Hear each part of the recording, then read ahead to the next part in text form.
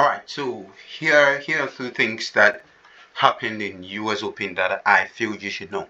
That is in case you missed out on it.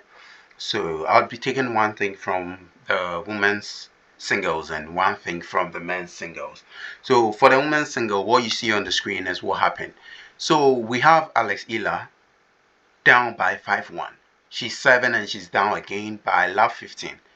But Alex was able to win this game. That is, she won her service game and she was able to win 3 additional ones, push the game to a tiebreak where she then won 13-11, making her the first Filipina woman to record a singles win at the Grand Slam in the Open era. And I believe this is a great thing for Philippines, and it's going to bring a lot of people from Philippines into the tennis sports because there has not really been anyone known from Philippines who is shining as she is right now.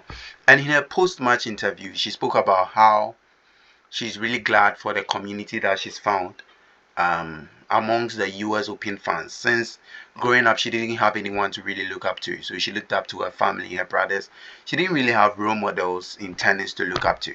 So she's really glad that she's able to do what she's able to do, and she would be able to inspire a new generation of people from Philippines, especially young women or teenagers or children, females who would want to play tennis. Yes, so that is what happened in the female singles or the women's singles.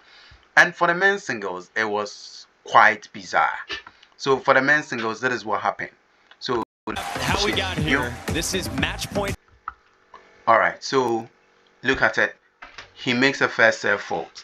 Then there is a photographer coming here. So because the photographer entered the court while he was about to serve, the umpire ruled that he should have a first service, but he had already faulted, which should have sent his next service to a second service or a second serve. But because he was given a first serve, Medvedev was also agitated, so he decided to confront the umpire, which led to about 6 minutes delay, 6 to 10 minutes delay in the match that was played. So this is Medvedev here confronting the what's the name, the umpire. So listen, so here is the confrontation. Let's skip. And it's a first serve. You want to go home. He wants to go home, guys. He doesn't like to be here. He All gets right. paid by the match, not by the hour. All right. Now listen to what he says next. This is really important. There is a context surrounding this. What did Opelka say? What did Opelka say? Let's play. All right. So what did Opelka say? So, Medvedev wanted to insult the umpire, but he didn't really want to make it direct. Though he should be fined for what he did, because Riley was fined for insulting the umpire. The same umpire in that game was Greg Allensworth. So somewhere in February, Opelka said that Greg was the worst referee in the ATP. So he blasted him like completely, and he called him Bush League and Amateur League. So it's all in this video. So this is Riley just bashing Allensworth, and Opelka was fined for this particular thing. So in this game, Medvedev being agitated, not understanding why the referee would give a first service point again when he'd made a fault, tried to reference what Opelka said, calling Allensworth the worst referee in the ATP. But because of that particular thing that happened, I mean this. You see, Bonzi was 7 for what's the name? Bonzi was 7 for the set. He was already leading 2 sets. He was 7 for the match, and he had an advantage. So if he had won the next point, he would have won the match 3-0 flat. But because of this particular delay and all that, it messed up with his momentum, and he lost the set. So Medvedev was able to come back 2-2. That is from 2 sets down. Medvedev was able to push the whole match into a 5th set. And what happened in the 5th set? Medvedev could not win.